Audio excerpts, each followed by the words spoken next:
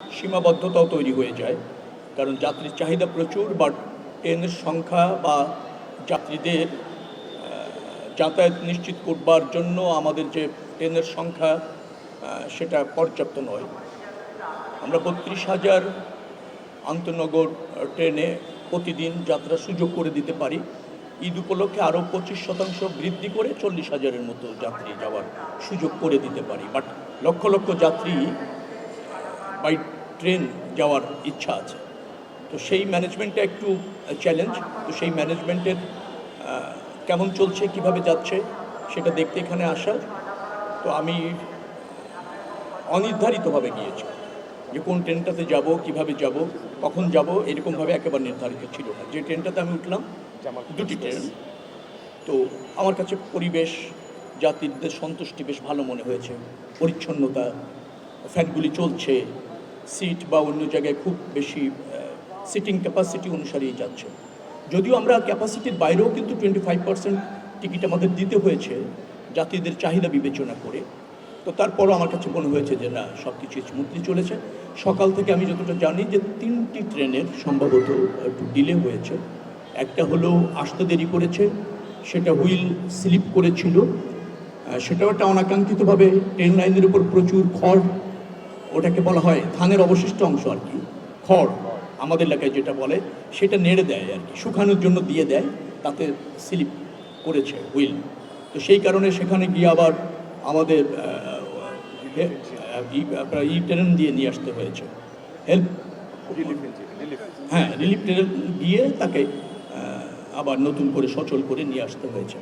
ওই কারণে একটু দুটা ট্রেন সম্ভবত ডিলে হয়েছে, দুটি বা তিনটি। একটা মনে হয় 20 মিনিট, একটা 1 ঘন্টা, আরেকটা মনে হয় 2 ঘন্টা হয়ে যাবে। এছাড়া বাকিটা ঠিক আছে। দুর্ঘটনা ঘটতে পারে, ডিরেল হয়ে যেতে পারে, সেই সব জায়গা চিহ্নিত করে এবার আমরা বিশেষ ব্যবস্থা ঈদের আগে নিয়েছি। এটা চলমান আছে এবং সবসময় সতর্ক আমরা আছি। আশা করছি যে এখনকার ট্রেন লাইনের যে অবস্থা, তাতে আশা করছি কোনো বড় বিপর্যয় ইনশাল্লাহ হবে না। এতটুকু আমরা এনশিওর করতে পেরেছি। বাকিটা চ্যালেঞ্জ। আমি আবারও বলছি, আমাদের ব্যবস্থাপনা আমরা সর্বোচ্চ মনোযোগ রেখেছি, কিন্তু যেমন এই বললাম আপনাকে যে ট্রেন লাইনের উপর খড় নাড়ছে কিলোমিটার টু কিলোমিটার, সেখানে ওটা সরাতে গিয়ে, নিবৃত্ত করতে গিয়ে জনগণ ক্রোধ হয়ে আমাদের মারধর করে নিজেদের কর্মচারীদের, এরকম একটা অবস্থা তো আছে।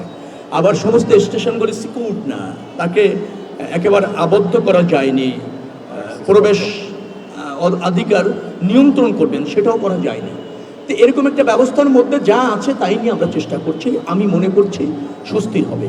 আর পরিবেশের অনেকটা উন্নতি হয়েছে। যাত্রীরাও আমাকে বলেছে একেবারে জরাজীর্ণ অবস্থা ছিল, এখন যে কোনো সমাজে সার্ভিসটা ভালো, পরিবেশটা ভালো, শিডিউলটাও ভালো, টিকিট যে বিক্রি হয়েছে সেখানে কোনো অনিয়ম বা সিন্ডিকেট এরকম হয়নি, সবসময় তদারকি আছে।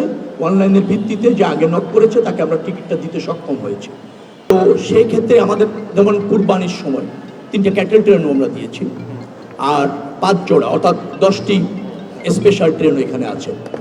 আমাদের 51টি কোচ আমরা যুক্ত করেছি নতুন করে ঈদের সময়। আমরা মনে করছি 85 থেকে 86টি লোকোমোটিভকে যদি আমরা ফাংশনে রাখতে পারি তাহলে স্বস্তির হয়ে যাবে, যে ডিমান্ড আছে সেটা ফুলফিল করা যাবে। আমরা মনে করছি সেটা করতে পারছি। হ্যাঁ, কতটা আছে এই মুহূর্তে?